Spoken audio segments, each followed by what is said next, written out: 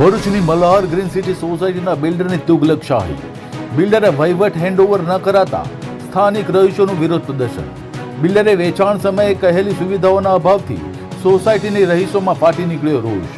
ભરૂચની મલ્હાર ગ્રીન સોસાયટીની હાલ કાર્યરત હેન્ડઓવર સમિતિ છેલ્લા ઘણા સમયથી બિલ્ડર પાસેથી સોસાયટીનો વહીવટ હેન્ડઓવર લેવા પ્રયત્ન કરી રહી છે. તેમ છતાં બિલ્ડર તરફથી કોઈ યોગ્ય નિર્ણય કરવામાં આવતો નથી, જેના કારણે સોસાયટીના રહીશોને સતત મુશ્કેલીનો સામનો કરવો પડી રહ્યો છે.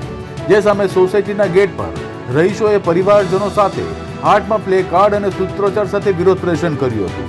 રહીશોએ બિલ્ડર સામે વેચાણ સમયે જણાવેલ કેટલીય સુવિધાઓ ન હોવા તેમજ 2012થી સોસાયટીનો વહીવટ હેન્ડઓવર નહીં કરવા સામે રોષ ઠાલવી આંદોલનની ચીમકી ઉચ્ચારી હતી. હવે જોવું રહ્યું કે પોતાની મનમાની અને જોહુકમી કરતા મલ્હાર ગ્રીન સિટીના બિલ્ડર સોસાયટીના રહીશોની માંગણીઓનું નિરાકરણ ક્યારે લાવશે. ભારત માતા કી જય.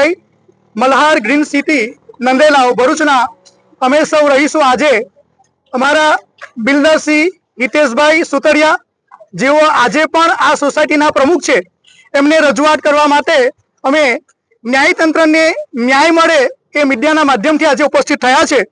અમારી એમને રજૂઆત છે કે આપ શ્રી જે જણાવો છો 134 સભાસદો માત્ર આપણે પસંદ કર્યા છે, બાકીના સભાસદો આપે જ પ્રમુખ હોય નિમવાના છે, તો એની ભૂમિકા તમારે જ નિભાવવાની છે.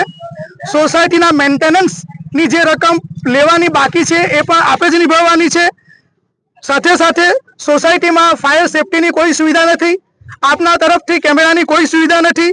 વેચાણ સમયે આપે જે એમ્યુનિટીઝની સુવિધા અને ફોટા બ્રોશરમાં આપ્યા હતા એ કંઈ પણ આપના તરફથી પૂર્ણ કરવામાં આવ્યું નથી. સાથે સાથે કોમન પ્લોટ અને ક્લબ હાઉસના પ્રશ્નો આજે પણ ત્યાં ઉપસ્થિત છે. આપશ્રીને અમે નંદેલાવ સોસાયટીના તમામ રહીશો થકી એ મેસેજ આપવા માંગીએ છીએ કે અમારા સોસાયટીના હેન્ડઓવરની જે પ્રક્રિયા છે એ 12 વર્ષથી અટકેલી છે. 2016થી આ સોસાયટી નામાંકિત થઈ છે, છતાં તમે ક્યારે પણ એજીએમ કરીને અમને આ બાબતે ખુલાસો આપ્યો નથી અને અમને ખોટા બહાના કરીને અમને રજડતા કર્યા છે. આજના દિવસે અમે સૌ આપને વિનંતી કરીએ છીએ કે મીડિયાના માધ્યમથી આપ અમારી સમક્ષ આવો, એજીએમ જનરલ કરો અને લેખિતમાં તમામ અમારી જે રજૂઆત છે એને માન્ય કરી અને મંજૂર કરશો તો અમે તમારી સાથે બેસીને આ સમાધાન કરવા તૈયાર છે. અન્યથા અમે સૌ ટૂંક સમયમાં કલેક્ટર કચેરીએ આવેદનપત્ર આપીશું અને ગાંધી ચિંધ્યા માર્ગે અમારું આંદોલન આગળ વધારીશું. એમાં કોઈ બેમત નથી. ભારત માતા કી જય.